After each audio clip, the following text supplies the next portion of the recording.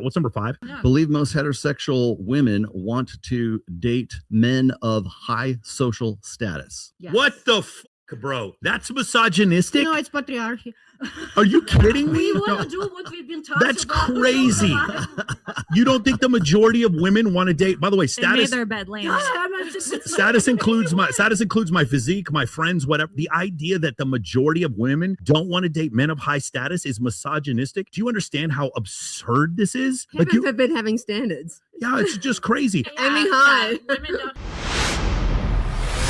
The one at the bottom of this is have a negative opinion of women. So I'm not allowed to have like any kind of like, what does that count as? Like women are above reproach? Problem that I have with this whole list, it's so ambiguous, right? Like, can we take this point by point? I don't think it's ambiguous. I don't think it's that statement. I'm taking that literally. Believe the large majority of heterosexual women only want to date the most physically attractive 20% of men. Yes. What's wrong with that? I agree with that. Of course, again, if there's any interpretation where that might be true, it can't be misogynistic, because what misogynistic would mean that my basis for believing in this opinion cannot have any facts part of it, number one, and number two, must be based in my hatred towards women. Yes. So that one is ridiculous. Like this really should be put down. Number 5. I can tell you exactly why they're like obsessing with that right there. It's because that was mentioned in adolescence and they got it wrong. Yes. Okay. Because they completely butchered the 80-20 rule, right? They're like, well, it's like 80% of women only want to get with 20% of guys, or 20% of guys are manipulate, or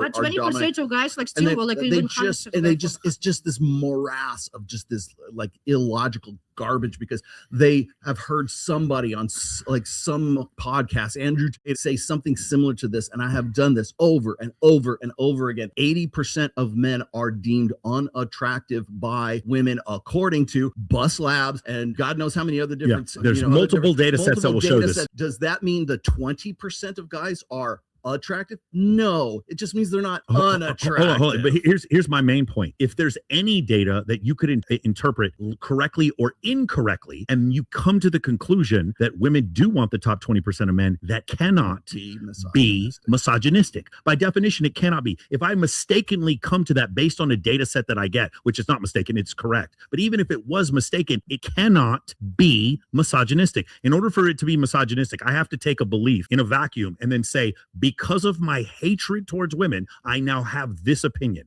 That is not an opinion based on hatred of women. That's an opinion based on OkCupid's data clearly showing that 80% of men are deemed to be below average attractiveness on these dating apps. That's true. That's because of the data showing that an average man gets 6 matches for every 1,000 right swipes. That's where that comes from. That is not me being misogynistic if the data points that. What's number 5? Yeah. Believe most heterosexual women want to date men of high social status. Yes. What the bro? That's misogynistic? No, it's patriarchy.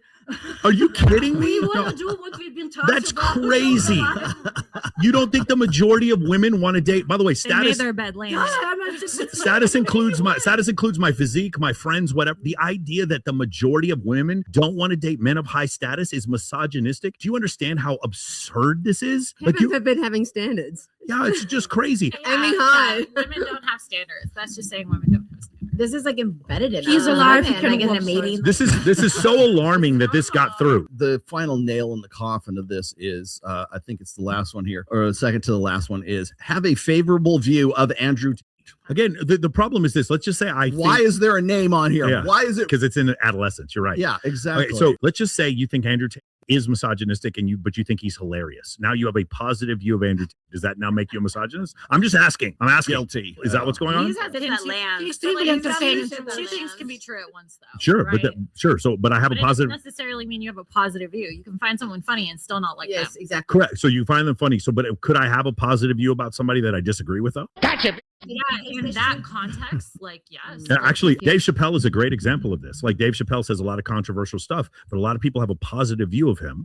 Does that make them a misogynist? I don't think that makes them a racist, a misogynist. I don't think it makes you a transphobe because you like Dave Chappelle.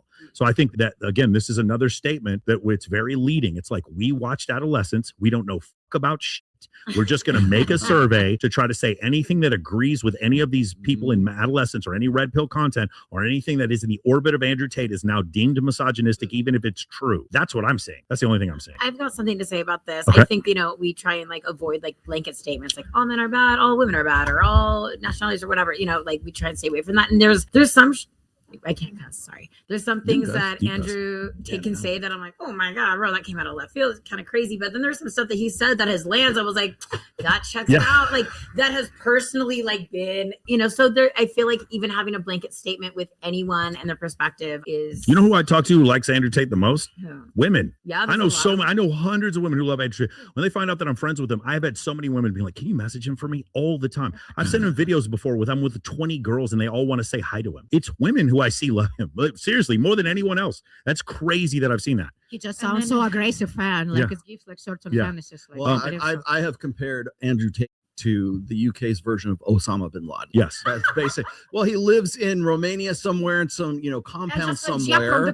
And they can't mention any women's issues or any gender issues without bringing up his name. His name comes up every single time. They like to use it as just this, again, a blanket statement, right? All it is, well, we need to talk about these red pill manosphere influencers. Okay, name any of them except for Andrew Tate. They would not be able to tell you a single name. They wouldn't know his name. They wouldn't know my name. They wouldn't know maybe Myron Gaines, but I doubt it. The bin Laden analogy is interesting because when we end up killing bin Laden, by the way, Robert O'Neill, who killed Osama bin Laden, was here in the studio today or yesterday. He has a great book called The Operator. If you guys want to check it out, very funny. The first half of the book is hilarious. He goes through SEAL training. What I would tell you is when he dies, then we start ramping down to eventually get out of Afghanistan. But the funding for Afghanistan continues because Osama bin Laden's at large. The funding for anti-manosphere, anti-misogyny propaganda in the UK continues to be funded as long as Andrew Tate is at large. If Andrew Tate actually goes to jail for those charges, which it's never going to happen, they've had 3.5 years to